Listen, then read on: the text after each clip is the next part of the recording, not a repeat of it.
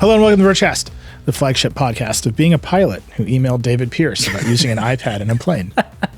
There's so many of them. So many of them. They're in our YouTube comments. They're in the emails. One of them flew to David's house. The premier tablet of the sky. Yeah. I'm your friend Eli. Hi. David Pierce is here. Hello. Alex Kranz is on vacation this week, and Verge executive editor Jake Kastrenakis is here. Hey, Jake. Hey, thank you for having me. I've prepared my spiciest takes on obscure streaming services so that you won't miss Kranz too much. That's very important. Jake hasn't been on the show in for 5 years. Something like that. But you've been at the Verge for 15. Something like that. Yeah. Okay. We didn't exist technically 15 years ago, but emotionally I was here back in those days. Jake's always been here. Yeah. Actually, in this office, it was empty. Just waiting. Yeah, the financial district was different back then. But our office used to be the Goldman Sachs building, so this is your fault. I have a lot to apologize for. That's a true story. Ghosts of finance bros haunt us every day in this office. Anyhow, Jake, you don't know this, but last week on the show, we were discussing the iPad, and David, out of nowhere, just fired a stray and said he didn't believe pilots used iPad minis on planes. And I don't know, man. He was wrong. David, would you like to defend yourself? So first, I would just apologize? I'm gonna need you to issue a correction here. I would I was miscategorized by Nilay Patel just now. What I said was, this is like the canonical real world use case for iPads that if you ask anyone at or around Apple about what is a thing people do with an iPad, they all just want to tell you about Delta pilots. And so specifically the iPad mini. Yes, the iPad mini, which apparently pilots strap to their leg and do stuff with. Terrific. Sorry, tell me about the leg. Because you're flying a plane. So where are you going to put the screen? It's right there. It's right. Because they have the entire console of physical buttons. Well, no, those are mostly not screens as well. We're gonna. My apologies. They're gonna come for you too. No, you need to be careful. This is good. Email Jake and not me. This is why I'm not on the show with a list of every button on a plane. That's important. Please do that. I would like to apologize to the entire aviation community at this time. So I'm on your team, and if you can get me into an F-22, I think that would be great. So what I actually heard, which was very cool, is that there is a lot of iPad usage specifically on planes. And I heard from commercial pilots, I heard from hobbyist pilots, the whole gamut. And there are a lot of uses for it, but it seems like the number one main one is just that flying involves both a lot of paperwork and a lot of reference material. And to take it from a giant binder in a rolling suitcase down to an iPad makes a lot of people very happy. I heard from a few people that they're now using them in flight school. So when you're training to get your pilot license, you actually are given an iPad in the way that kids are given a Chromebook. It's just part of the process now. And a lot of people take it through. So I didn't know, and now I know it is apparently a very real thing. And that's why the iPad mini exists. I just took my iPad mini to an airport and they just gave me a pilot license. It was the most insane thing. I just fly now. America's skies are no longer safe. All right, there's a lot of news this week beyond David and the pilots. As we sat down in the studio, OpenAI launched Search GPT, its direct competitor to Google, and interestingly Bing, which runs an OpenAI. It's a lot. We got to talk about that. There's a bunch of gadgets. There's a lot of news about what Amazon is doing with Alexa to talk about. Boy, that's been a long time that Amazon's been trying to figure out Alexa. And then we got a lightning round unsponsored. But Jake is here, so Jake will be the sponsor of lightning round. Welcome, Jake. Thanks for having me. Yeah. All right, let's start with Search GPT. It is the news. It is the big news. It's the thing that everyone saw coming that might actually shake up the search market. There's other stuff happening underneath it that is interesting. The web is being re-architected, and we can talk about the deals Google and Reddit are making. But we should just start with Search GPT. David, what is going on here? I guess the best way to describe Search GPT is as Chat GPT, but instead of returning text that it pulls from the internet, it returns text that it pulls from the internet, but with slightly more citations. We don't know that much. OpenAI basically put out a simple blog post with a couple of pictures. There's a text box that says, "What are you looking for?" and a Search GPT icon, and it will attempt to kind of return links to you when you ask a question, but also kind of make sense of them in the process. So it seems like it's going to do some work on like the order in which they appear and trying to kind of tell a story with the links instead of just returning a bunch of links in a row. OpenAI is being very slow about this. I think it's going to be open to, 10,000 users at first. Yeah. They're calling it a prototype, like really trying to sort of slow play this thing. But we've been talking about, the media deals that OpenAI has been making with our parent company, Vox Media, and The Atlantic, and lots of others.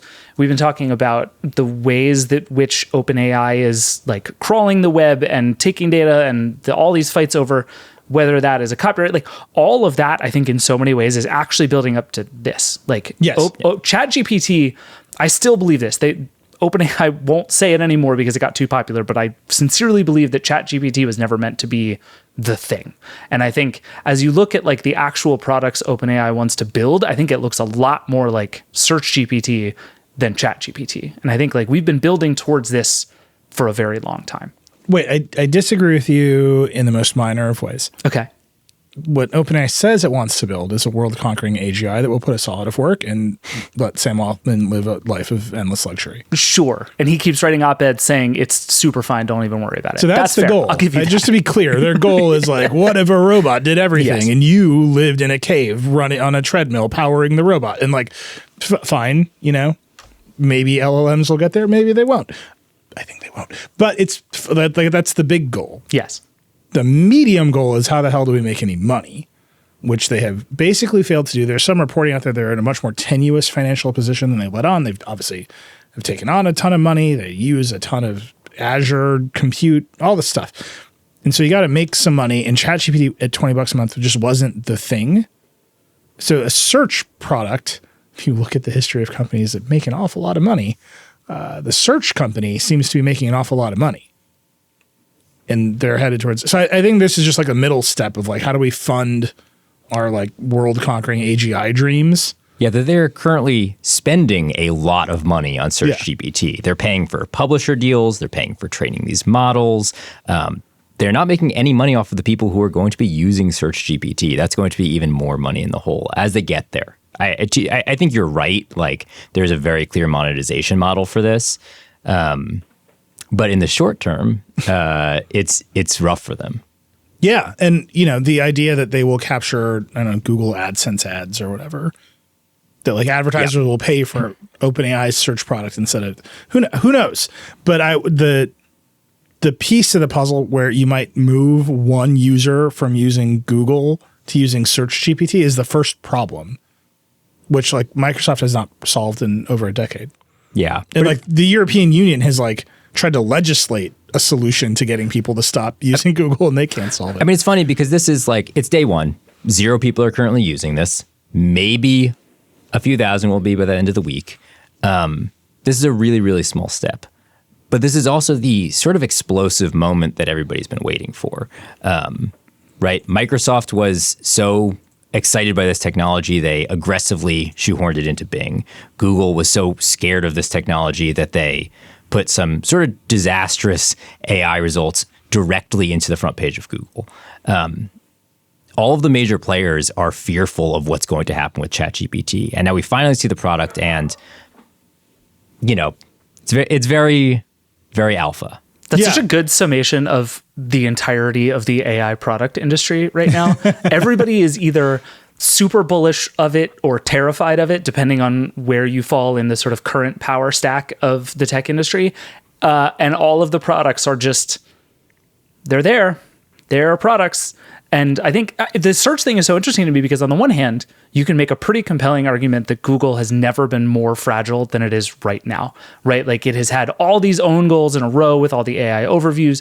There is this wide perception that Google search is getting worse and worse and worse. It's getting overrun by ads. On and on and on. You could argue that the regulation is coming forward in a real way. Like Google search might be more beatable than it has been in 20 years. And yet there is exactly no indication that anyone is making any kind of a dent into Google at all.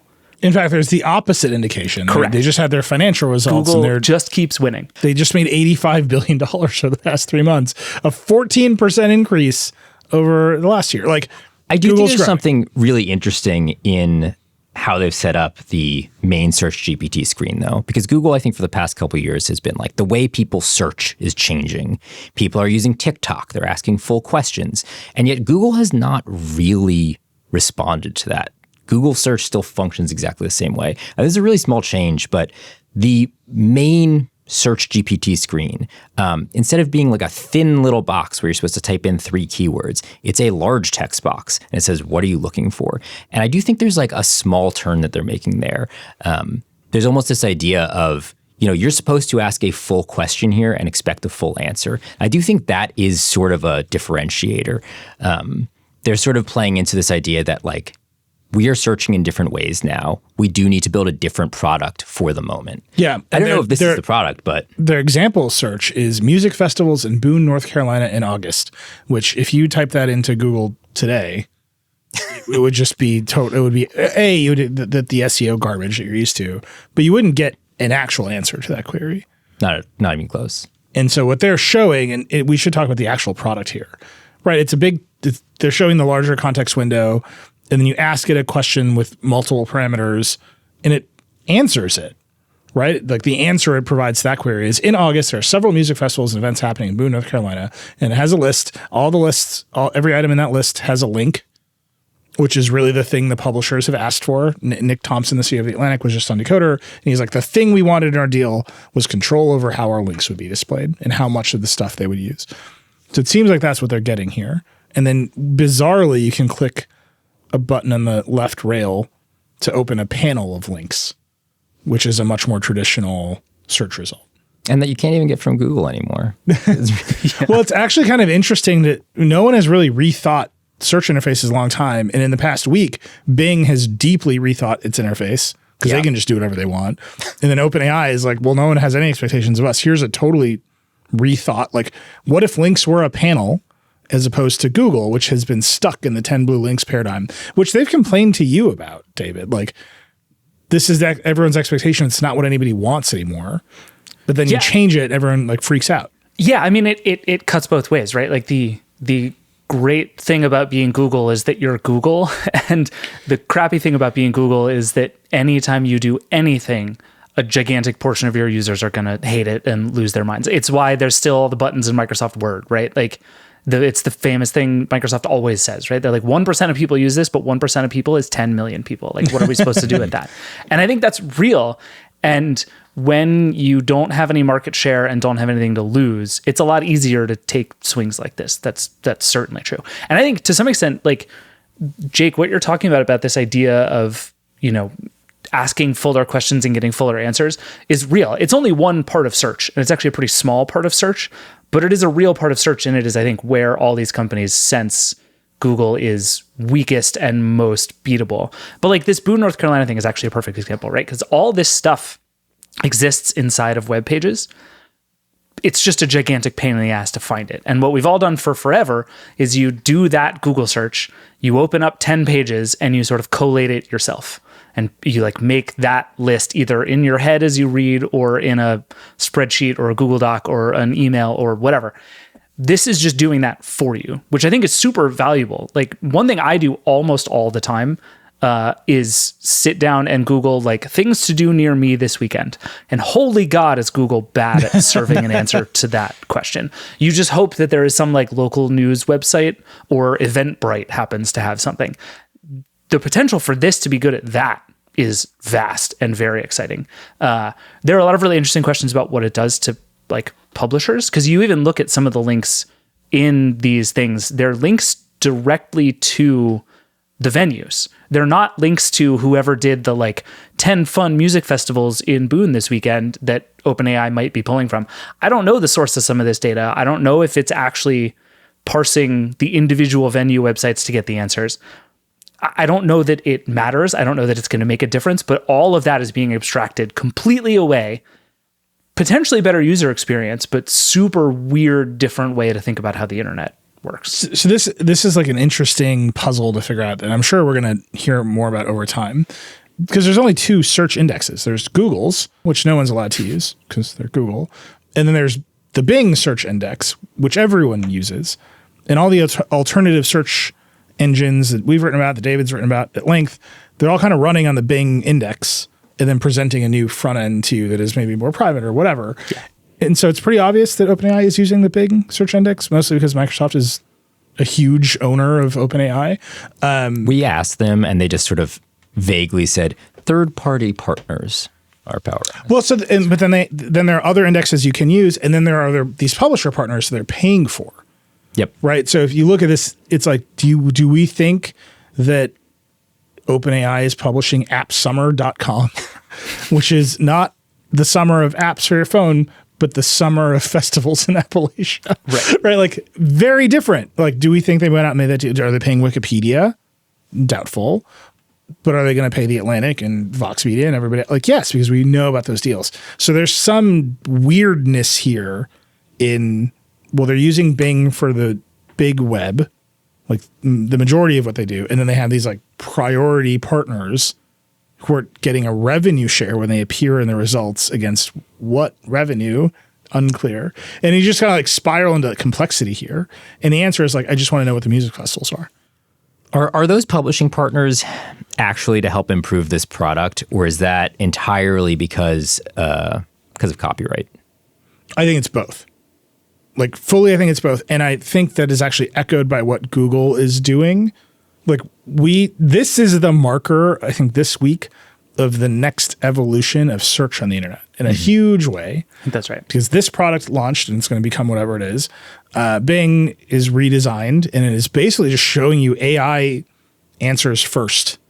Like you thought people were freaked out at Google AI overviews. If you look at Bing today, it's like there are no links. It's actually structurally pretty similar to Search GPT. If you looked at Bing today, send us an email. Right. So again, the risks of these other ones are doing. And then Google, it came out this week. Google obviously has a big deal with Reddit now. They're paying Reddit for results, and Reddit is blocking all of the other search engines. In some ways, I think this is like the craziest news item of the week. Like this is unheard of. Are there any other major websites that block all search engines as a rule? But they don't block Google. Right. Well, yeah, but Google's paying. Right. There are lots of big platforms that don't want Google to index them because they want people in their walled garden, but we don't think about the web that way. Right. And this is, I mean, this feels like an explosive moment because of that, right? Reddit has always felt like part of the web in a way that I think Facebook does not. Maybe that's not a fair assessment, but I think Reddit is at the very least trying to recontextualize what it is right now. And they see that this is the way they're going to be profitable going forward. And so they're playing pretty hard ball with search providers right now. Yeah, I mean, even Reddit's statement to us from Tim Rathschmidt said essentially that, right? There was a sense that the denial was that this is about preferencing Google, but very clearly what that means is actually, no, we want to give it to everybody. It's just that everybody has to pay us the way that Google did. And that's I think going to be an increasingly common position. And what's a bummer is that it was Google. Like I think this actually would have been a much more interesting test case if Reddit had blocked everybody, but DuckDuckGo, because DuckDuckGo paid first. You know what I mean? Yeah. And it's really easy to sort of toe a moral line when the only search engine that matters to your business is the one that's paying you. And so I think to some extent everybody gets to kind of have their cake and eat it too here. But this is the fight you're going to see over and over from these platforms. Right. What I'm saying, this is the big week in internet search. What I'm saying is this is the week that paid search started happening. Yeah. Oh, I agree with that. Right. All these publishers are paying OpenAI to be in their search product, and they are saying to us on the record, Nick Thompson on Decoder, saying loudly, this is all just baby steps towards trying to force Google to pay. Yeah, the like tacit agreement of search, which was that I'm going to let you crawl my data and in exchange you're going to send people to me, I think this is the week that broke, right? Like that is no longer the agreement of the internet. We're definitively on another path now. So you've got the publisher, you've got OpenAI paying the publishers for Search GPT, you've got Google paying Reddit and Reddit blocking all the other search engines, and you're just going to see that continue on. And then you've got Perplexity in trouble because they built Search GPT without any of these deals, and they're getting sued. Just straightforwardly sued. Yeah. Condé Nast, which owns Wired and Vogue and all the other big magazines, is suing Perplexity for scraping its sites. Well, there you go. Like we're in it. We're in the era where accessing a website is going to cost money for robots. Yeah. And like, where the money comes out on the other end is actually up for grabs, right? Like only Google is making any money in scale and search, and they're making all the money. Right. And they're making more and more all the time. Yeah. Despite trying to screw all of that up with the AI overview stuff. And meanwhile, the other thing that's happening is the rage against the AI companies who are doing this without asking permission is just getting louder and louder and louder. Like there was a big kerfuffle around Anthropic this week because Kyle Wiens, who runs iFixit, said that Anthropic's crawler was on iFixit's website. I think it was 1 million times in a day. And this is like, it's an important thing to understand. Like if you get 1 million page views, that costs money, like actual real money. The bandwidth and hosting costs for that stuff is expensive. And to have that happening all the time, which is what these crawlers are trying to do, not only do you have like moral feelings about it and there are copyright questions, it literally just costs money. And so there was a whole thing where they had disallowed Anthropic in their terms of service, but not in their robots.txt file, which is this thing that has, been very important for a long time and is quickly evaporating as a part of the internet. And so now they put that in, and there's a question of like, okay, is that going to stop? But it seems like all of these AI companies just decided a couple of years ago that they can just run roughshod over the internet for as long as they can and as aggressively as they want to, and just ask a lot of forgiveness and not permission. And I think the other thing that's happening this week is that is coming back around on them in a pretty serious way. Two things. One, Condé Nast sent a cease and desist to Perplexity. They didn't actually sue them yet, so there's clarification. Okay. And two, I forced David to write a story about robots.txt, and that was the rightest decision I've ever made. You didn't force me to write that story. You fought I cannot believe you were taking credit for that. That is outrageous. That's unreal. Actually, you get half credit because I was telling you about it, and you were like, "You should just write that story," and then I did write that story. So I'll give you half credit for that.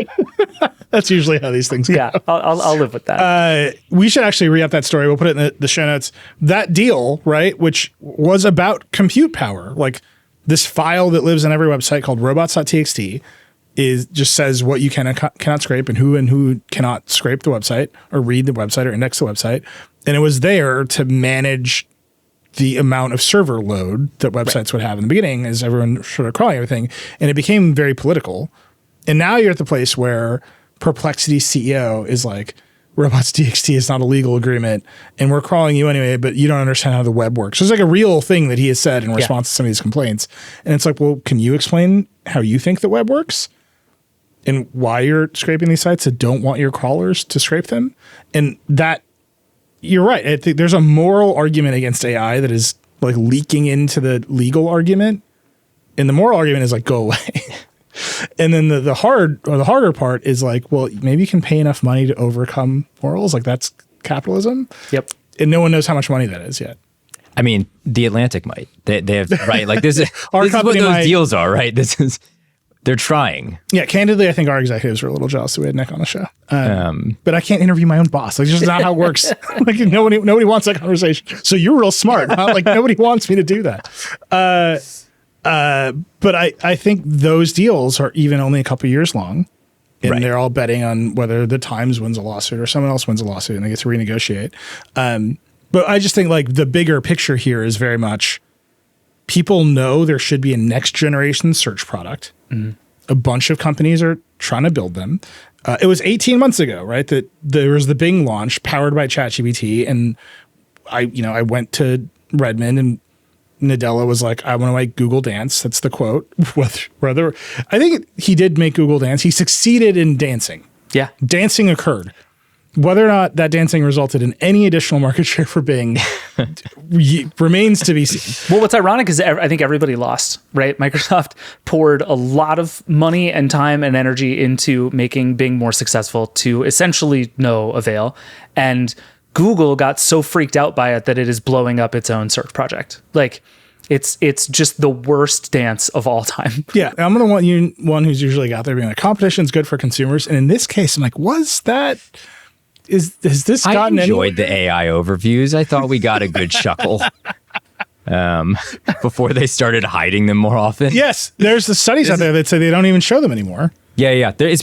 I mean, Google has fought this, but they appear to be reducing the frequency with which they show up.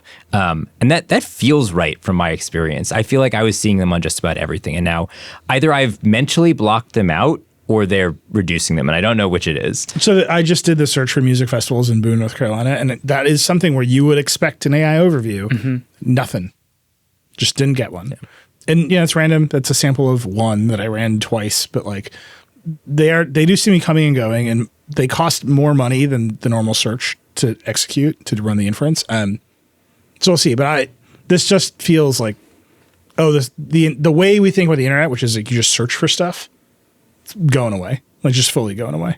But I mostly agree with that. But I do think the thing I'm most interested about with Search GPT is we are at this place now where everyone is assuming this is the future, right? But it is very much not the present. Like, I think the thing that Prabhakar Raghavan, who runs search at Google, said about people going on TikTok is like, you say that because you don't want regulators to yell at you, right? Like, it's everybody invents competition that they don't have. Like, TikTok is not search competition for Google. It just isn't. It might be. It's a really interesting, different way of thinking about the future, but it is not. I do feel like there is something here, though. Like to your point earlier, David, you said, normally on Google, you would go and you would read 10 results and you average them in your head. And then these tools just average them for you. And those are the kinds of things where I have been trying to use ChatGPT to see if I can get that sort of quick summary. And because the Google product has gotten so disastrously messy in recent years, I don't feel like I'm missing out, right? The accuracy threat is not really a thing I'm unhappy to deal with. So I do think like things are changing. They certainly have not changed wholesale yet, but I think it's coming. No, I agree with that. And I think to Google's credit with things like voice search and Lens and the multimodal search, Google is actually like a much more sophisticated search product than it probably gets credit for. It's just now trying to blow all of that up with AI overviews. But I think my larger point is we're at this moment where like all of these products are way out in front of what they're all assuming is this big behavioral shift. And there's really no evidence yet that behavioral shift is happening. And so all these companies are just flushing money down the toilet, being like, the people are coming. This is what everybody wants. And there was like, it's because ChatGPT hit so hard. Everybody's like, if that's going to happen again, we can't miss it again. And I think what we're learning is that actually ChatGPT was really cool and really novel. And we haven't really found the like mainstream consumer use case that goes beyond it's really cool and really novel. And like by all indications, the $20 a month Copilot stuff and the $20 a month Gemini stuff is like not taking over the universe yet.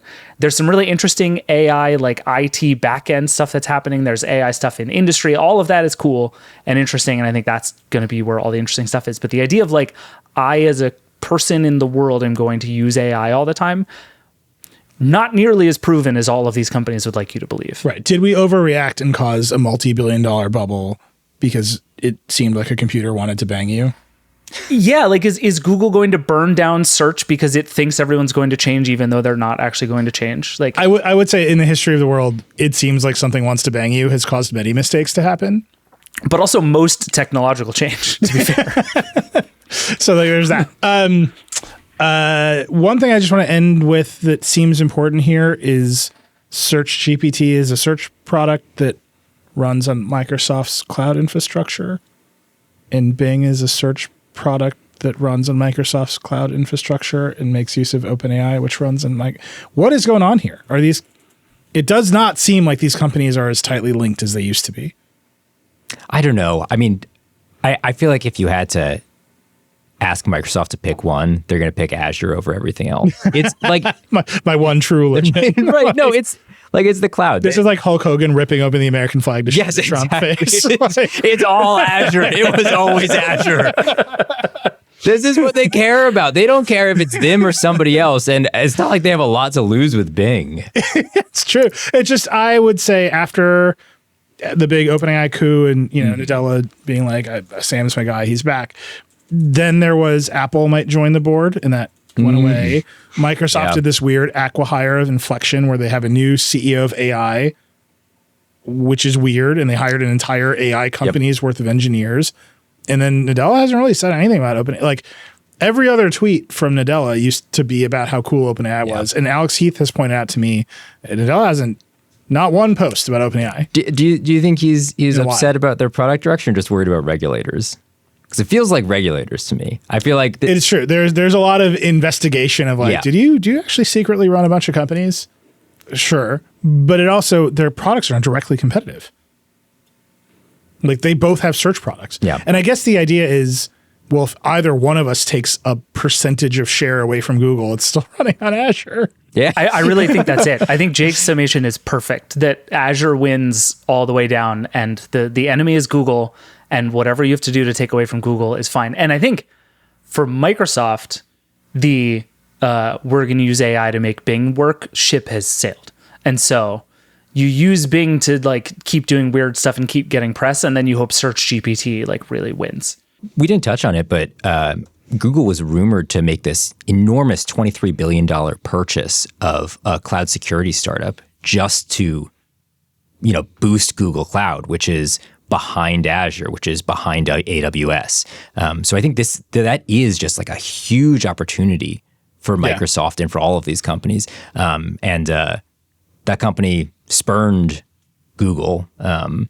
So it's not going to happen. But I think that just goes to show how important this market is. Yeah. Or the CrowdStrike thing happened and Google was like, what if we aren't responsible for things like this? Yeah. It is by the way, it is very unclear what happens with that deal. It's a little far afield from the Vergecast, but it seems like some weirdness there.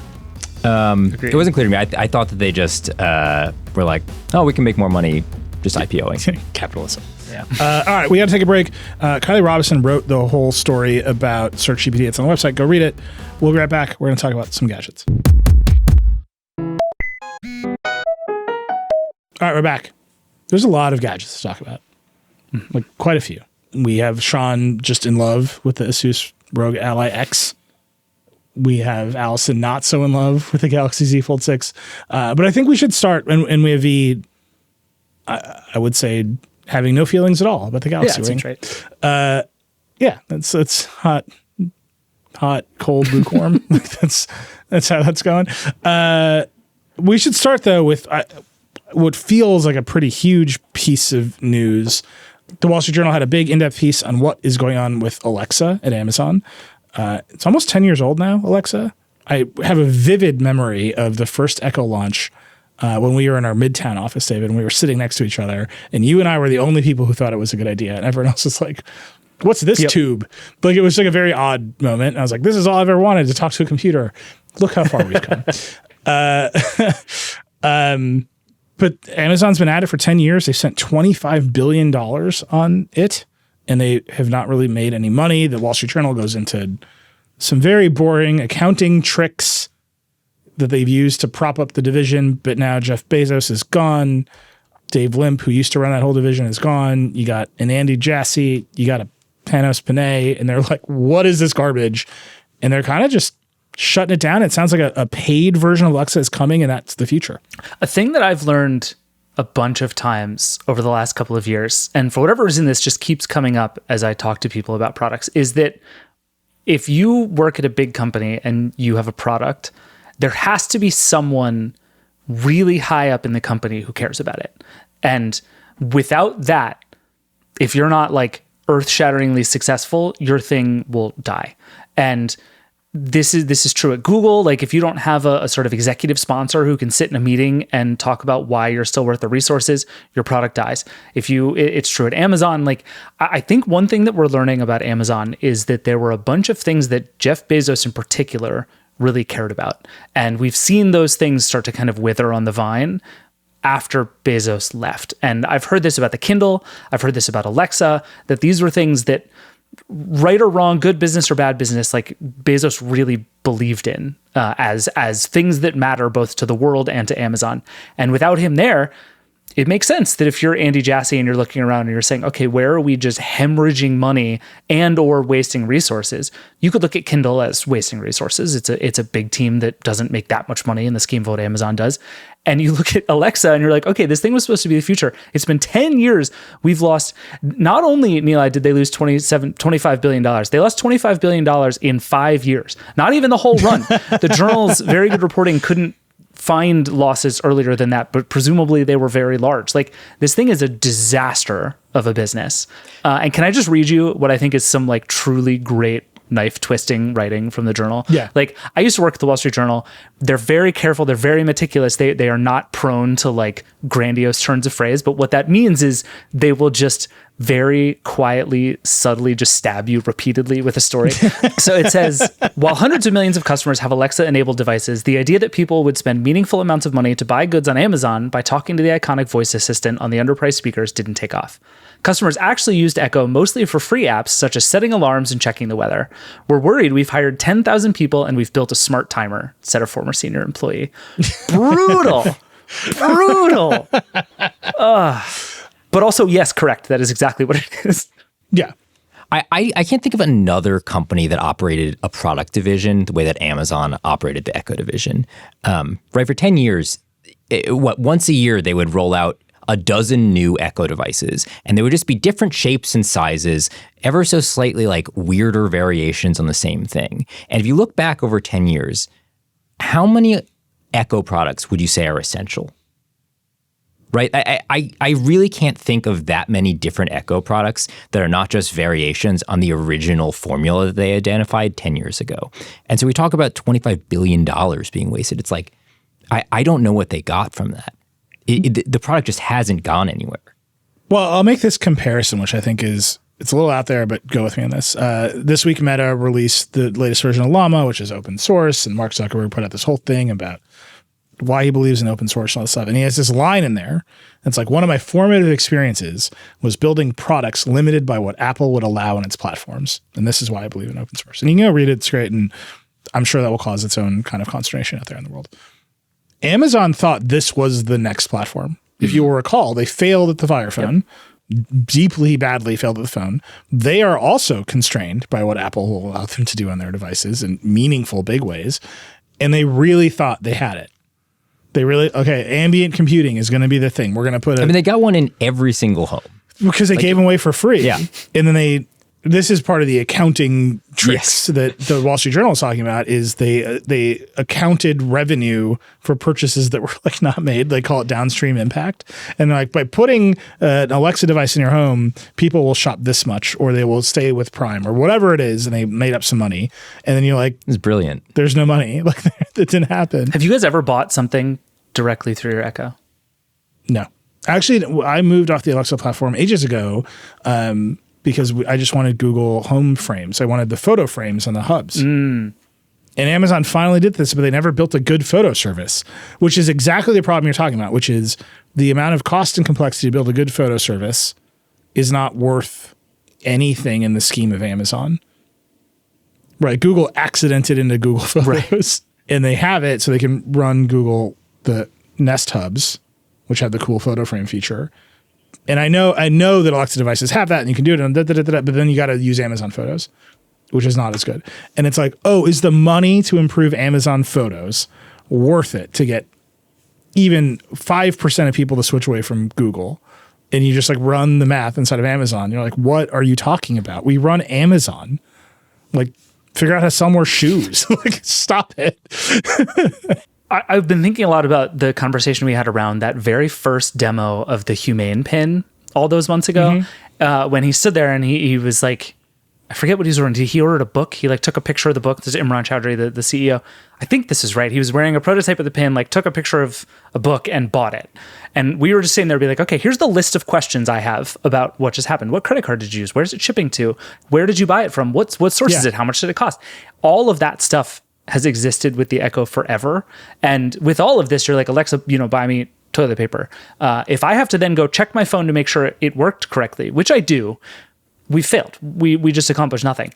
And I think was just never going to work for Amazon. And they have tried to back their way into people want to do this with the subscribe and save thing has some stuff going for it. And they're like, we'll reorder the things and all this stuff. And it just doesn't work. And God, this has to have been 6 years ago now. I was in Seattle in a conference room with a bunch of Amazon executives, and I made the joke about like, okay, this thing is for music and timers. What's the third thing? Where's my third thing going to be?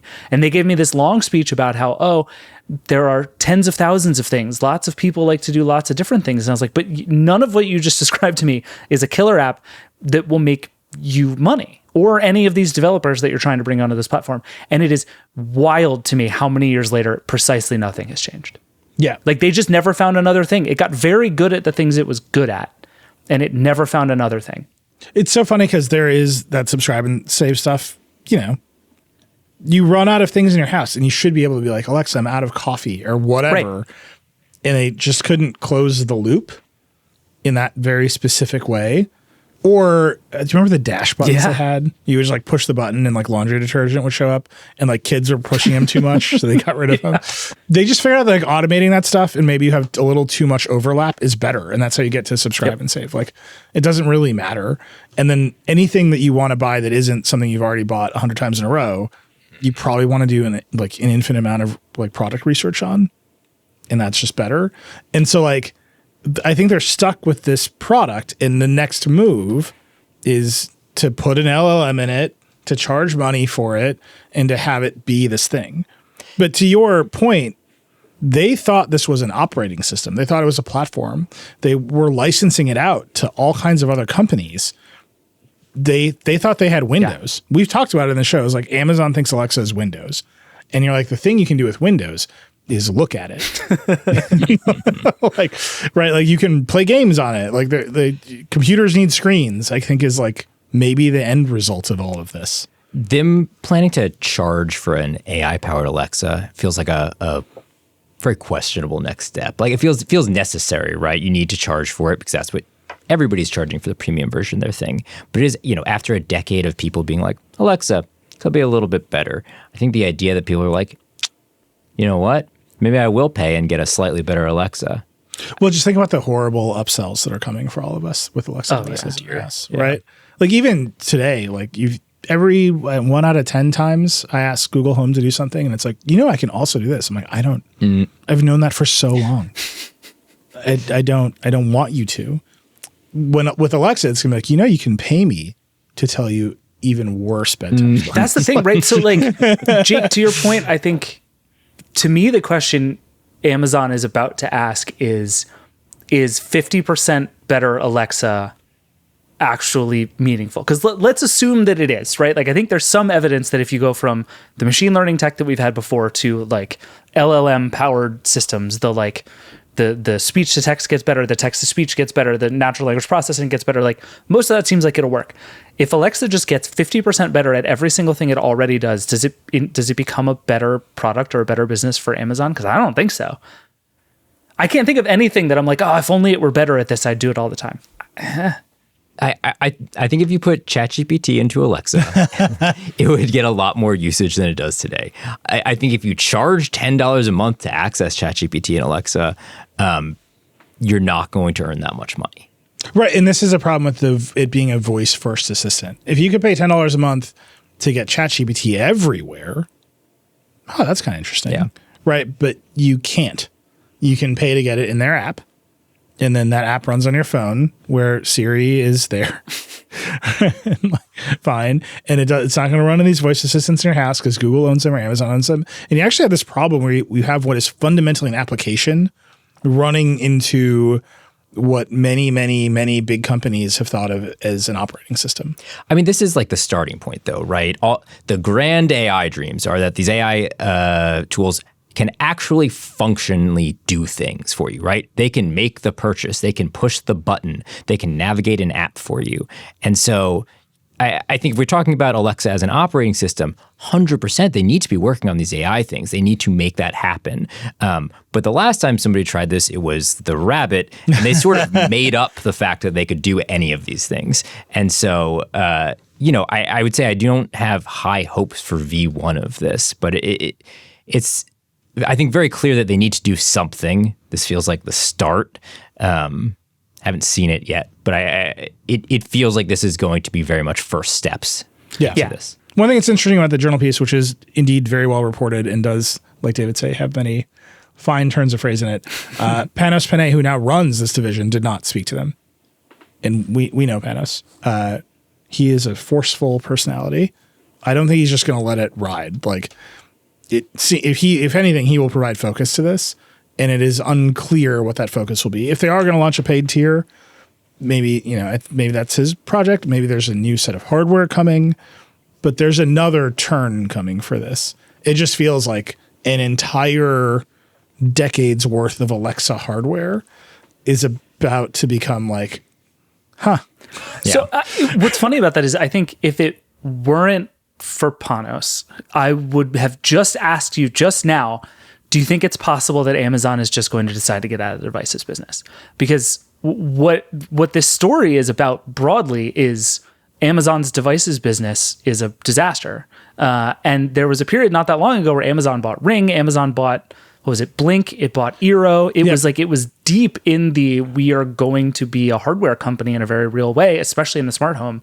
And obviously Alexa and Echo is the biggest part of that team as Amazon looks at it. But like, there don't seem to be runaway hits here. There is nothing that is like making all of this work. And it's the same for Kindles and Fire TVs. Like all of this is baked into that. And so if I'm Andy Jassy and I'm like, okay, we need to keep growing. We need to put money inside of the stuff that's really going to matter.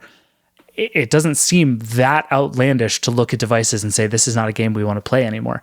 But if you're going to do that, you don't hire Panos Panay, I don't think. And if you're going to do that, I don't think Panos goes to work for you, which is why all of this is very confusing to me. Right. And there's a lot of early sort of unsourced rumory reporting that he's like, what have you all been doing this whole time? And so we'll see. They need a vision, right? The vision, under Dave Limp, and you can listen to Dave on our shows over the years, was your house would become a computer and he was just going to like put microphones and speakers everywhere. And then maybe we get some satellite internet and like, right, because he ran Project Kuiper, their satellite internet that competes with SpaceX. This is a real thing. And so his idea was that he would just sort of like smarten up your house, and you would just like add stuff until you like a black hole, like it collapsed until it started giving off light and heat and became alive and turned into a computer. Like, I don't know what that metaphor is, but that's what it felt like every time I talked to him. He's like, here's what we're going to do. We'll add some Ring cameras, and then Eero will run the networking, and we'll put a mic and a speaker in every room, and then you'll have a Fire TV, and then we'll just keep squeezing until it's alive. And I was always like, but when do they talk to each other? Like, that is the part. Like, the vision is like, they have to do something that is more than the literal sum of the parts. And I don't think they ever got there. And importantly, if your Amazon makes money at some point, like Amazon just keeps giving hardware away, betting that once it's in your house, they'll figure out how to make money off of it. And we are now pretty long into that experiment not working. And you kind of wonder if it's ever going to start to work. It feels like everyone learned the wrong lesson from Apple, right? Apple turned your phone into a shopping mall, and like you blink in an iPhone, and Tim Cook is like, that'll be 30%, right? But the hardware is still very expensive. Yeah. Amazon's like, this is the cheapest TV we can make. It's full of ads. And it just they didn't get the second part. All right. There are other gadgets to talk about. Do you want to start with the Z Fold 6? Yeah. That's about it, right? Yeah, that's my level of enthusiasm. Yeah, so Jake, I want to know what you think about this. Neil and I have talked a lot about folding phones, and I always end up sort of defeated and sad, but I want to know what you think. I mean, if I had a lot of extra money to spend, I would own like 9 foldable phones, and I would love staring at them. I would love dreaming about how often I'm going to flip them open and use the huge inner screen. And in reality, everybody I talk to who has a foldable phone does not open them all that often. And it's really interesting reading Allison's review, because she's looking at this. She's like, this is, it's a great phone. I think they've like pretty much figured it out. They ironed out all but the literal crease. It folds flat now. The screens like touch the edges. It's great. It's a really nice looking piece of hardware. And I do think like we sort of got to, a few years ago, there was this question of, okay, is this going to replace the standard phone? And I think now it's very clearly, no, this is just like another offering. And they've gotten really good. And I think what Allison is kind of finding here, and this seems right to me from everything I've read, from everybody I've talked to, you have to have a use for it. You have to specifically want this and buy this. And particularly given that these are like twice the price of another phone, you have to really want it. Yeah. Our old friend Dan Seifert, who's now at Google, had maybe the funniest reaction to David instigating what I can only describe as the Books Palma Wars of 2024. He was like, what you really want is a folding phone, which is the most Dan thing to say. Or screens. Would be the most Dan thing to say. I love you, Dan. Dan is also the one who tried to get me to use Samsung DeX every day, which we all know how that went. But his point was, you want a device for reading. What you actually want is a folding phone that is a phone most of the time, and then you open it and you have a tablet and you do this thing. And it's still the argument is what you really want is a tablet most of the time. But it's just, I don't think Android tablets are that compelling yet, to this day. And so Allison's point here is like, Samsung kind of has no competition here, and they're coasting on having invented this. Yeah. And these are totally iterative refinements. I think that's true, but I also think if you're Samsung, you are kind of looking at Android and going like, okay, what are you going to do for me here? And we're now on a pretty long run of Google kind of loudly talking about how it's investing in making stuff better for larger screens, and it has gotten better. Like the basic UI of a larger screen Android device has come a long way. It doesn't feel like somebody just like took the edges of a JPEG and stretched it anymore. Like it's much better, but it's still, it doesn't feel meaningfully different to use the internal screen than it does to use the external screen. And so I think, like Jake, to your point, you get a foldable phone and what you realize is mostly what you bought is just a heavier phone that every once in a while you're going to open up and do something with. It's not like every time I sit down to do it, I'm going to open up the phone. This is the reason I think flip phones are more interesting, because I think to me, there is a much more natural divide of what you do where on a flip phone.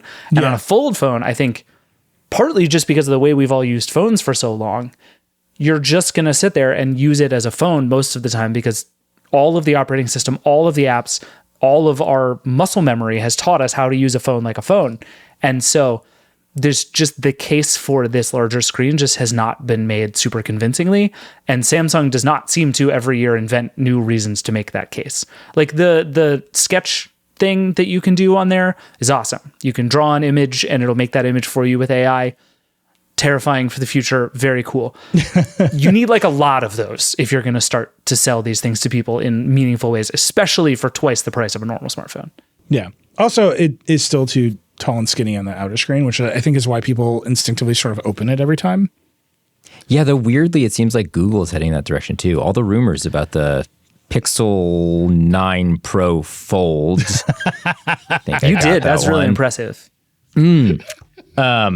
Are that they're going more in this direction, which I think is crazy. I thought the old kind of wider, more book-like format was going to be a winner. Yeah, but the Pixel 8 Fold ZF or that's the one. Yeah, you can tell Google runs a company where most information is indexed by machines in how they care to name things. But it was like too wide. Like Allison has a photo and review of the OnePlus Open, the Pixel Fold, and the new Galaxy Z Fold 6, and it's like the OnePlus Open is the right shape. Yeah, it's a phone. Like that's the answer: is make it a phone. And then you can open it to a tablet, and every other one is like, it's a book. Right. It's a remote control. And it's like, why don't you just make it the size of a phone? And I get it that it's challenging because you have to optimize the tablet on the inside, and you're I don't want to reopen the great aspect ratio debates of the Vergecast of old, but like, what is the right aspect ratio for both of these things is kind of an open question. It's 16:10. Just gonna lock it in. 3-2, baby. Let's go. All right, so that's the Z Fold 6. You should read that review. Sketch to image is going to, probably end democracy as we know it, but it'll be fun while we have it. Wait, can I just say before we move on, if you are a person who already owns a Z Fold and you're upgrading to the 6, tell us why. Vergecast at theverge.com. Yeah. I sincerely want to know, because there are a bunch of little hardware things, there are a bunch of little software things. I want to know, like, what are the new things that make you want to upgrade your foldable phone? So hit us up. Let's talk about the Galaxy Ring real fast. V's analysis of this is an accessory for the Galaxy Watch. Not what I expected. Which is kind of fascinating. Yeah. So basically the Ring seems to have gotten the hardware basically right. It's light, it's thin, it lasts a long time. It doesn't have a subscription. The charging case is great because it's a charging case and not just like a weird puck that sits on your desk. but it is kind of totally ancillary to everything.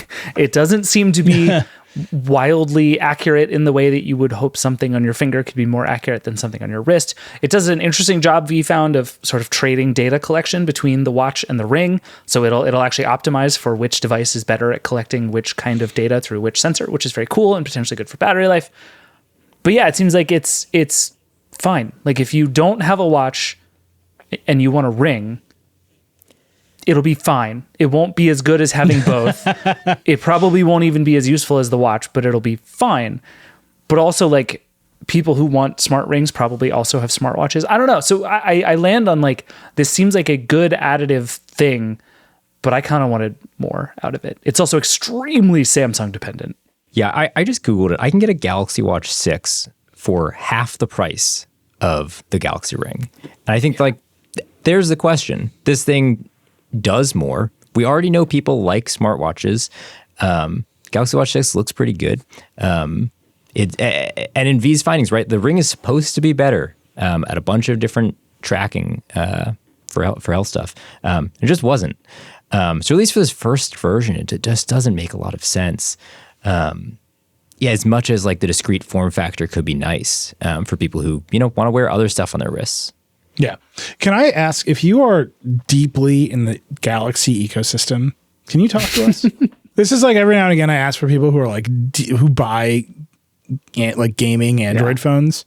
No one's ever called us. I just want to be clear. Maybe look, not all audiences, as we know, it's a fractured media landscape. Maybe hardcore Android gamers don't listen to the Vergecast. But I suspect if anyone would have that audience, it would be us. Reveal yourselves. And if you're hardcore in the Galaxy ecosystem, if you're like, we know about our iOS fanboys, right? There are people who are like, now that iPhone has RCS, I believe in RCS. Like, we know who you are. But we're talking like deep. Like if you don't have a phone, that level if you didn't buy a Galaxy loyalty. Book just for the connection to your phone, like I'm out. You're not in it. If you're not using Dix as your daily driver. Right. I'm sure I know, and I just want to. I just want to know you. I just want to be our friend. So one thing about V's review that really jumped out at me was we talked about this after the Samsung launch, but the whole energy score thing, this idea of like collect a bunch of data and it's going to sort of spit back to you like this overall measure of how you're doing and also some information about how you can do better. Can I just read you a paragraph from her review while I'm reading damning paragraphs about companies? She says the new energy score is also broadly accurate, though the AI powered insights for it are hit or miss. After a punishing long run in 90-degree heat, my energy score dipped 18 points the next day. Victory. I was told I needed to rest. That night I went to bed. My score jumped 16 points, blah, blah, blah. Except I was also told my sleep was compromised and to stop drinking alcohol or late night eating to ensure quality sleep. I don't drink, and my last meal was at 6:45 p.m. AI, baby. That's the thing. Like all of these things that the Samsung and Apple and everybody else is on this path of like, we're going to collect as much data about you as we can on your body, biometrics. We want all this stuff, and we're going to use AI to give it back to you. Right. And the more data you give us, the better the AI will do. I am so skeptical of the idea that these tools are going to be good at reading charts and helping me understand what's going on with my body and helping me try to live better. And this is the future of medicine, David. Yeah. I also, in some episode in the last couple of weeks, ragged on people who aggressively sleep track. I really am like throwing a lot of strays on this show recently. And I heard from a bunch of people who were like, you're just firing into the air, just seeing where the bullets come down. I heard from a few people who were like, I sleep track intensely and I look at my score and I care very much about it. And I that's all well and good, but still it's to the point of like, okay, if you're tired, go to bed earlier. Like that's as sophisticated as most of these tools get. And there is no evidence in a lot of these that AI is going to make that like meaningfully better. No. I use the app Sleep Cycle on my phone, which is a great alarm clock. I pay the subscription. It's a subscription alarm clock app on my iPhone. It's great. And it will tell you basically like astrology level correlations. All right, and maybe the real, is the moon I just like haven't dug into it, affecting your sleep. But it's like it's like here's first of all, it calculates a sleep score, which I don't even know what that is. It's because by listening to you, which is terrifying, and then it will just like correlate it to different things. So it's like, you sleep better when it's raining. It's like, do I? And the craziest one is air pressure. It's like, here's the air pressure, and it's a curve with 2 peaks, and there's like parts of a barometer that apparently I sleep better in. And I'm like, I don't know if this is real. You have to optimize. It's like, you're missing out. This is why I've hermetically sealed my room, and I adjust the air pressure in my room every time. Neil just vacuum seals himself every night before bed now. Wirecutter has a great list for hermetically sealing your room. It's very expensive, but it's really worth it. Yeah.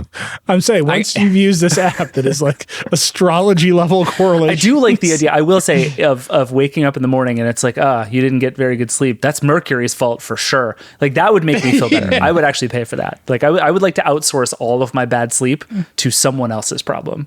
Do that. I mean, I guess the question I have though is like, I don't know how much more like a doctor is going to help you, right? I mean, if you discover that you actively have sleep apnea, that's very serious. That's a really good thing to learn about. If you just find out that you're waking up a few times in the middle of the night, I don't know. Like, I feel like a quick Google search, asking your friend for some advice on if you're partying too much. Like, look, rainy showers is plus 9% sleep quality for me. Actually, my favorite in this list. Is there a word cloud coming here? It's affected by location, so it knows where you are. And I will tell you that if I go to bed in Philadelphia, minus 26% people, I don't know what that means. It's not, I've often enjoyed my time in Philadelphia. Too much. But the air pressure, I'm just showing Jake. The air pressure. It's crazy. You have to be careful there. There's a lot of red on this today. chart. I am the pilot, and I am telling David he's wrong. All right, we should talk one more gadget: the Asus ROG Ally X10. However you want, it's whatever you want. Sean loves this thing. Loves it. Says it's the best Windows gaming handheld there is, except Windows is really bad at going to sleep. Right. Best Windows handheld is like the most damning with faint praise thing of all time right now. But yeah, it's... By the way, I have to say, I think we gave all of these products 7s, and I feel like I need to have a stern meeting about 7s. Because only the Vision Pro gets a 7, 7s. right? Is that right? Yeah. Only the Vision Pro deserves a 7, nothing else. But we give 1 7 a year, and it's the most damning 7 we can give. I love that for us. That's the new rule. But yeah, the rub on most Windows handheld gaming is that it's bad. Like the upside is that it's Windows, so it runs everything. The downside is that it's Windows, so it ruins everything. Like it's honestly that simple. This one, kudos to Asus. Like it's fast. The battery life is pretty good. The fan is not super loud. It has a variable refresh screen that Sean really liked. The downside is still Windows. It is just not optimized to run well on a screen like this. But I will say, we had a whole conversation 2 weeks ago on the show with Sean and Kranz, because I am like deep in a buying debate with myself about which portable console to buy. And they kind of were like, it's the Steam Deck unless the ROG Ally X can be great. It kind of seems great. Like this kind of seems like the one. It's a little finicky because it's Windows, but it'll play all your games and it'll play them all pretty well, and it will last a long time. Like as Windows goes, that's it. This is the key. It will play all the games, right? Sean is like, the performance can play the most demanding games, and the battery life is good. The other thing I'll say here is like, this is twice the price of an entry level. That's the Steam killer Deck. part. It is $800. This is not the price of buying a gaming PC exactly, but this is like a pretty serious console level investment. That is true. It's like more than buying a PlayStation. Right. Yeah. Buying the Steam Deck, you're like, oh, it'd be kind of cheeky. And I think this is your serious gaming device. Yeah. This is a commitment. But I think that's okay. Still, like if it runs as well as it seems to, like Sean is a pretty demanding benchmarker of games. So when he says he's happy, I know I'm going to be like ecstatic, because Sean is mad about frame rates, and I'm like, this looks great to me. What are you talking about, Sean? So this is why I don't review gaming handhelds. But I think I was very encouraged by how encouraged he was, even playing, what was it, Alan Wake 2, that he said is like a bear of a game for any of these systems, and seemed to be pretty happy with it. Yeah, and the as these things get less and less finicky over time, slowly, I mean, it's just making this kind of caliber of gaming more accessible to people who do not want to deal with that on a full-fledged PC, which is great. All right, we got to take a break. Are we not talking about Google's weird Chromecast thing? That's it. That's all I have to say about it. Google has a weird Chromecast thing that hopefully will be more powerful than a Chromecast. Yeah. It's like a wedge. It's like, the people who do finger skateboarding? It's made for them. That's what it is. Like Belkin is going to make you a finger skateboard for this thing 10 minutes after it launches. But yeah, we don't need to talk too much about this because all of this stuff is launching in 2 weeks basically and has just been leaked to death. So we'll have many more chances to talk about this between now and then. But weirdly, of all the stuff I think Google is going to launch, if they can launch a very good Google TV powered set-top box, that might be the thing I am specifically most excited about it. And I say this as somebody who finally caved and bought an Apple TV to plug into my Roku TV because I'm so tired of crappy streaming software. Just give me something better. Bro, Sony Pictures Corp. You can only watch 4 movies. 3 of them are in the Bad Boys series, but they're 80 megabits per second. And number 4 is Madam Web, which exists, I like to think, in the same universe as the Bad Boys movies. I watched all of Ghostbusters Frozen Empire at 80 megabits per second. I could not tell you what happened in that movie. I could not tell you if it began or ended. Like it just happened to me, and I was like, "These pixels look so good. This movie is so bad." It's great. All right, we got to take a break. We'll be right back with the lightning round. Still time to sponsor it. Call now. All right, we're back. Jake, you've never done a lightning round with us. No, and Neil, I want to apologize for that sponsorship not coming in. It really felt like this was our time. I have been told, again, this is not my side of the house at all, but I have been told that there is interest. We just gotta get. Jake just couldn't get the money together in time. I had $15. I offered it to Andrew, and he. Yeah, apparently we priced this thing too high. I'm willing to take any amount of it at this point. But our sales team would like to hit its revenue number. Boats, rides on boats. We're in. All right, Jake, you're a guest. You have the opening lightning round item. That's very kind of you. So I want to open with Apple Maps launches on the web. Revenge of the web. We open the show with like the web is dead. We're closing it with like Apple has to do web stuff now. This is either monumental or just does not matter at all. And I am not sure which it is. But there's like a thing happening around Apple Maps where I'm of a generation.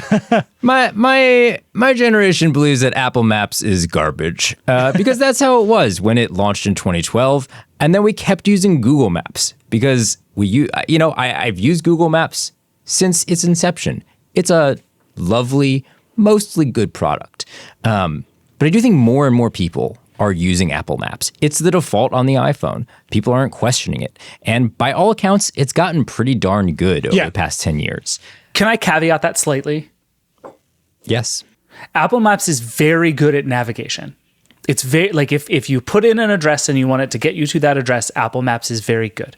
It's actually in a lot of ways better than Google Maps, which I think has like mostly lost its mind as a navigational tool. We can come back to there are lots of other parts of a Maps app. Apple Maps is trash at most of them, but it is very good at just like A to B directional navigation, especially if you've watched. Do you guys ever use the tappy tap things? I really like that, not because I remember what the taps do and are supposed to remind me to do, but because it makes me look down at the map so that I actually remember where I'm going. It's just like, hey, you have to turn soon. Look at the screen. Yeah, it's very handy. The taps, the haptics are like the purest hidden UI of all time. Yeah, it's like 6 in a row if you're supposed to turn left and like 3 pairs of 2 if you're supposed to turn right. Like I really think that's what it is. I cannot figure it out. I just take like my wrist starts making noises at me and I'm like, oh, yeah, you're like, I'll look at the screen. It's great. It's like no one cares enough to figure this out. But sorry, Jake, continue. No, so so now it's on the web, right? It is on the platform that it is accessible to everyone. So before now, it's not that Apple Maps was available on the web in some very limited ways, right? They had an API. Developers could pay for it and embed it into their tools. I believe the Infatuation uses it for all of their restaurant maps. DuckDuckGo, all the DuckDuckGo heads out there know this. It powers DuckDuckGo's maps. So it's not like it wasn't available, but there was no maps.apple.com. And now there is. Don't go to that address because it might be slightly different. But, it is on the web. You can use it. And if you're sick and tired of Google Maps, which I'm sure some people are, you can switch to Apple. And I think inevitably try to turn this into a services business, the fact that it is on the web is going to matter. So it's not clear to me that overnight anybody's going to switch their bookmark from Google Maps to Apple Maps on the web, but it feels pretty important that they have brought this to the web eventually so that it is on, the biggest platform in the world. Can I give you my Galaxy Brain take on this? Yeah. So Google Maps is fundamentally a search engine, right? Like it's a local listing of places. That's actually the thing about Google Maps that is the best. It has all the places. It has pictures. It has reviews. It as a database of local things. It is pretty much unmatched. Apple is awful at that. It has a Yelp integration that everybody really hates. It's just Apple is not good at that.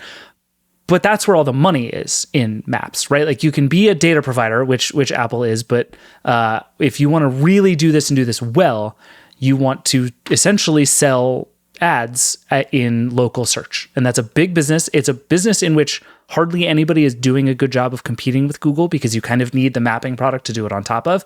And if you want to do that, you need it to work on the web because you need it to be everywhere. Because like if I'm in the car, what I want is navigation. Like I need to get somewhere.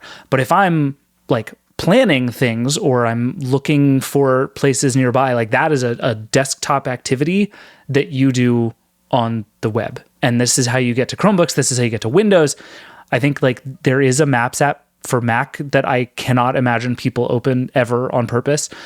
But this is like, this is your way of becoming like a tool for advertising and for place search way more than it is like mobile web navigation. And so I think in that respect, right, as a sign that this is something Apple is going to start caring a lot more about as a business is super interesting to me, and probably bad for Yelp because you got to kick Yelp out if you want to do this well. And bad for Apple Maps. What you're fundamentally describing is they're going to put a bunch of ads in this I know. It's really true. Which is the reason that people like it right now, that it doesn't do that. But that feels like it is the inevitable direction. So use it now while you can. But yeah, this feels like they're teeing that up and being available on a huge platform is all right. Now I'm going to Galaxy Brain it. This is Apple knowing that there's a big court case about Google default search on its products and that search is all going wonky and people search for places all the time.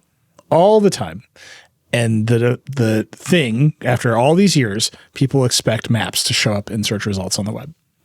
So you just need to get to a place where you're not kicking people on their MacBooks into a weird map app that you can just display a result. I thought you were going to say instead of taking Google's money for Safari search, it was going to take Google's money to like power all the place data in Apple Maps, just as a way to like make a deal while sneaking around web defaults. And I like that a lot too. But I think you might be right. And this is a hedge in a lot of ways, right? Like you have to be good at this if you want to win at any of this stuff. I think you're probably right. The web ain't dead. By the way, as we have been speaking, we have a little breaking gadget news. Patrick Spence, the CEO of Sonos, released a letter apologizing for the disastrous rollout. I will point out just some chronology here. He says, "We know too many of you have experienced significant problems with our new app, which rolled out on May 7th. Today is July 25th. So it's been a minute. And I want to begin, not me, I'm quoting Patrick now. I don't want to apologize to you for anything. Patrick says, I want to begin by personally apologizing for disappointing you. This fixing the app is our number one priority. Since May 7th, we have released new software updates approximately every 2 weeks, each making significant and meaningful improvements. And they're going to keep releasing updates every 2 weeks. And now they have a schedule. So here's all the things they're going to fix over every 2 weeks for the next several months. What a mess. There's only one answer here, and it's that your entire audio chain should be analog. I agree. You would have none of these issues. I agree. This is why I have a full vinyl setup in my house. Every now and again, I play a record. I'm like, no one knows I'm listening to this song, and it is the best. That's not true. Your phone is listening to it. Mark Zuckerberg and the FBI are like, he's listening to that again. Wait, can we just crisis comms this one for a second? Yeah. This makes no sense to me because there are two things here that Patrick Spence did that I think are bonkers and nonsensical. One is 10 weeks later, remind everybody of the stupid thing that you did. Which, frankly, many Sonos users are reminded of every day because the experience is a mess. Yeah. But like, Sonos initially came out and talked about how it took courage to do this. Like, what an incredible million years later own goal. And then the other thing that he does is lay out the roadmap, like you said, for the next few months, which says, among other things, that the alarms are not going to get better until September. So now what you've said is, we screwed up. We're so sorry. It's going to take 2 or 3 months before really, really, really basic things ever start to work again. And so all I'm going to do as a Sonos customer who came out of this whole period being like, well, that sucks. Hopefully it'll get better. Now I'm like, now they're just sorry, which helps nothing. And all I know is none of this is actually going to get better anytime soon. Here's what I'm going to tell you if you are looking for an alarm clock. You can use this app called Sleep Cycle, which tells me that if I get 6,000 steps, my sleep is green. But if I get 12,000 steps, it's red. But if I get 21,000 steps, it's green again. And you have to pay for the alarm. So you have to exercise none or tons. Yeah. But if you do like a good job, disaster. Hey, look, they've never updated the app and made it not work. Does the alarm go off every morning? The alarm, it's terrifying. It's a surveillance alarm clock. It listens to you sleep. It figures out when you're coming out of REM sleep, and then it wakes you up. So you actually wake up. I mean, look, it's terrifying, and sometimes it claims to have recorded you talking in your sleep. Look, I'm saying I love it. It's my favorite app. All right. It is my astrology. All right, leave me alone. I'll take that as one of my lightning rounds. David, what do you Jake, got? I forgot to mention that we do a lightning round in which we all pick one thing and then Nilay picks 6 or 7 things. That's just important for you to know. The lightning round is just when Nilay talks for a long time. I'm honestly, I was stunned. I looked down and I'm like, sorry, Nilay doesn't want to complain about the 1080p limitation on he will. I'm sure we'll get to that. Yeah, don't worry. How are you going to let that opportunity go by? It's just, I just wanted to fill you in. I know it's been a while since you've been on the show. No, that's good. Yeah. Which the other part of that means is my lightning round thing only gets to take about 45 seconds because at some point the show has to end. Yeah, it's a lightning round. That is how, actually, I'm really confused about the lightning round actually It's best not to worry about it. Okay. It just helps. Yeah. It's just 3 things. Jake, when you actually sponsor it, then you can be mad about it, okay? I'm going to make true. The second we get money, the whole lightning round is going to change. We should be talking about these for no longer than 30 seconds. It should be debate policy style. We just talk really, really, really fast to get everything through. That's the thing. That's what we're supposed to do is get through all the things as fast as we can. And somehow we got to, we're just going to all pick one and talk about them at length, just like all the other segments, which might be why it's never been sponsored. Because as fast as we can is 4 or 5 hours. Listen. All right, wait, never. Guys, we can do this. No, we can't. It's impossible. I want to be clear. David, what do you got? I just want to really quickly talk about these new NBA TV deals that just came out. We've talked a lot on the show about how sports deals are like a harbinger of all of what's coming in streaming. The NBA just signed 3 new decade-long deals. One with Comcast, one with Disney, which are fairly normal TV deals, some streaming, some TV. But the big new one was with Amazon. And there are now going to be not a ton of games, but lots of games, 66 a year and 20 playoff games a year on Prime Video. Amazon's paying almost $2 billion a year for this. It is like, this company is dead serious about being a real player in sports. They are all the way out on gadgets, apparently. Like all the Alexa money is just going to end up getting put into sports rights deals because Prime Video seems to be the thing they are like deeply committed to winning in some way, shape, or form. And I just find it fascinating. And yet again, the sports watching landscape gets weirder and more confusing.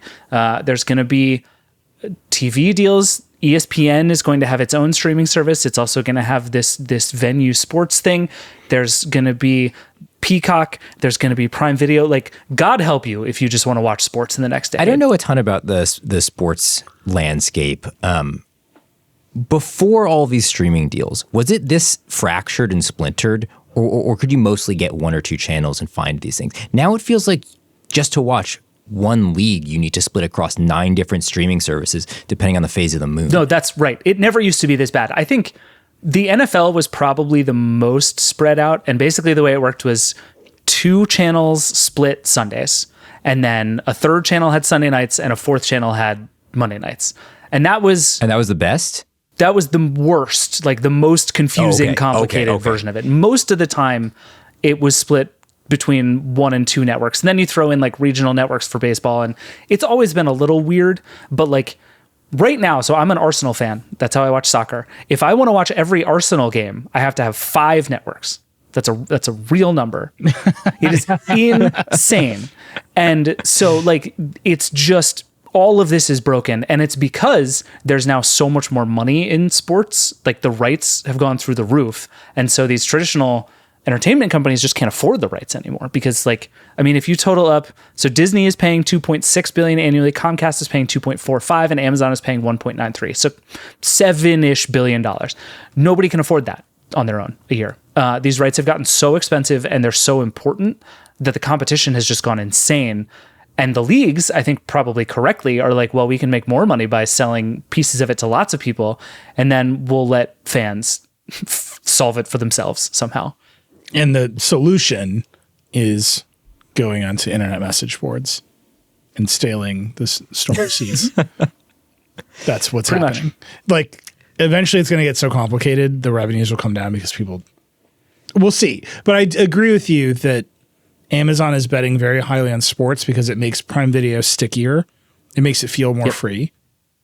And it gives you, like, other than that, then they have to, what are they going to pay for more seasons of Reacher? Right. Like, is Homelander going to be even more evil? Well, it all sort of tracks, right? Like it does the thing for Amazon that actually Alexa doesn't, where like you can sell ads against football that accrue back to Amazon in a very real way, right? Yeah, there's a lot of AWS ads on those Thursday night football games. In a way that all of that stuff, they wanted to connect those dots with Alexa and never did. They're actually pretty well connected on Prime Video.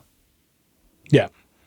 But it is getting insane to watch anything. It's a disaster. All right, here's my other one. I am going to complain about 1080p streaming. As long as we're on the subject, I'm going to take this opportunity. Disney launched the bundle of Disney Plus, Hulu, and Max. Interesting, by the way, that ESPN Plus is not part of it. Just a little swap out there. Like, no one cares about this sports product because that's moving into the bigger bundle with the other companies. Very weird. Just a lot of weird stuff going on there. None of this really matters except the bundle is what, $29.99 a month? $16.99. $16.99 a month with ads, $29.99 a month without ads. For ad free. So it's cheaper. It's, if you were to pay all in just straight up, you'd be paying $48 a month. So it's cheaper, but 1080p 2 streams. And the weirdest part about this is that when we asked Disney to clarify that and make it clear, they refused to answer on the record. It's so bizarre. What are you doing?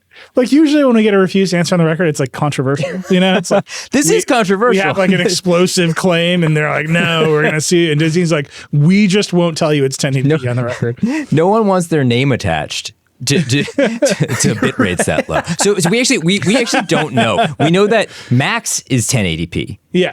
Hulu and Disney Plus, they wouldn't say.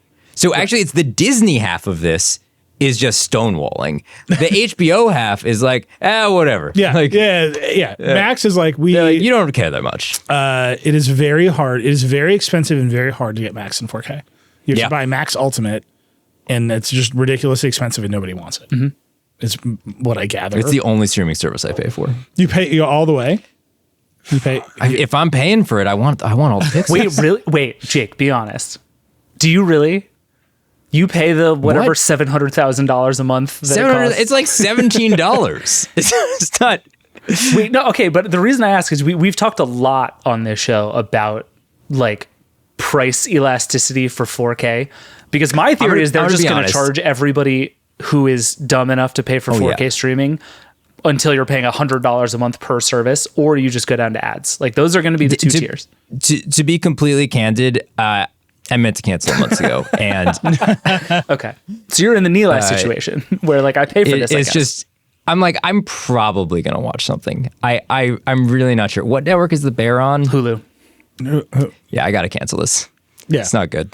I'm just saying the fact that of all of them, Max, which has the best movie catalog, makes it the hardest to get 4K is just kills me. I watched Dune 2 on a plane. It was pretty good. It looked all right. I don't know. Just as they Denis didn't label the Villeneuve bit rate, intended. I but still have never done this, but my dream is that when we review movies, we don't issue them scores. We issue them where and when to watch. Ooh, that's good. Right? So like some of them like go to the theater. We rate it by screen size. Oppenheimer. yeah. This is Yeah, an like, 85 go inch get to movie. the theater. Yeah. IMAX. This is an IMAX movie, and then you get all the way down to the end, and you're like, for free on a plane if there's nothing else, right? And like in the middle, it's like wait for it to hit Netflix. Like there's all these things, and that is the true mark. That's really good. Yeah. It's on cable with ads, and you're hungover. Fine, we need to come up with a scale. On mute in the dentist waiting room. Yeah. Exactly. Like, it's fine. We got to figure out the one for Baywatch, which I've seen go viral on seatbacks. Just the what's the new Sydney Sweeney, Glenn Powell one? Anyone but you. I mean, I Anyone don't know. but you. I watched that go viral on seatbacks the last time I was on a plane. Whatever that category is the most complicated category because it's not wait for a seatback. It's when it happens to everyone. You know what's tough is Which is better than wait for a so seatback. I have my new plane gadget is the 13-inch new iPad Pro. Very beautiful, very bright, very large. Nothing like surprise nudity in a movie on a 13-inch iPad to really make the plane ride awkward for 8 minutes. I just do the quick fold the screen down, just sort of keep an eye on it for a couple That's minutes. worse than watching with your parents. Oh, it's awful. Got Oscar nominated. It's Yeah. fine. Just It's for art. That's just what I yell to the plane as it's happening. Yeah. Yeah, my parents like, let's watch Oppenheimer. And I was like, this isn't supposed to be here. I'm 42 years old. Okay. Last quasi lightning round item. We have David caused the Books Palma War of 2024. Rivian CEO RJ Scringe caused the great CarPlay debate of 2024 to light up. It's real. People are writing articles. People are yelling comments. David and I are holding a formal CarPlay debate soon on the Vergecast. I'm just letting you know. We hashed it With out. rules and Liam is a moderator. They got heated. I won. I'm not telling you what side. Eli called me names, and they hurt my feelings.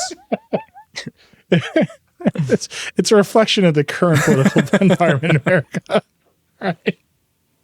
That's what I'm saying. All right. I think that's it. There's a lot of other stuff going on. It's a wild week. We barely even talked about the other thing that happened this week in the world after we received feedback on our political views last time. You mean the I don't Olympics? want to say that. Yeah. I'm going to wrap this up to All right, that's it. There's a lot going on. We have to, there's a new presidential candidate. She has a lot of tech policy views that we don't know yet. So all that's to come. The Olympics are starting, which also seem very difficult to stream in 4K unless you have specifically a Comcast cable box, in which case you get a low latency 30 megabits per second stream. Comcast is an investor in Vox Media. They provided me with none of these. You can tell how much they care for me. They did not install Comcast service in my house, far outside of their service area, to just give me one of these boxes. There's a lot going on. It's all going to be on theverge.com. Jake, this was great. Thanks for joining us, man. of course. That's it. That's Vergecast. Rock and roll. And that's it for the Vergecast this week. Hey, we'd love to hear from you. Give us a call at 866-VERGE11. The Vergecast is a production of The Verge and Vox Media Podcast Network. Our show is produced by Andrew Marino and Liam James. That's it. We'll see you next week.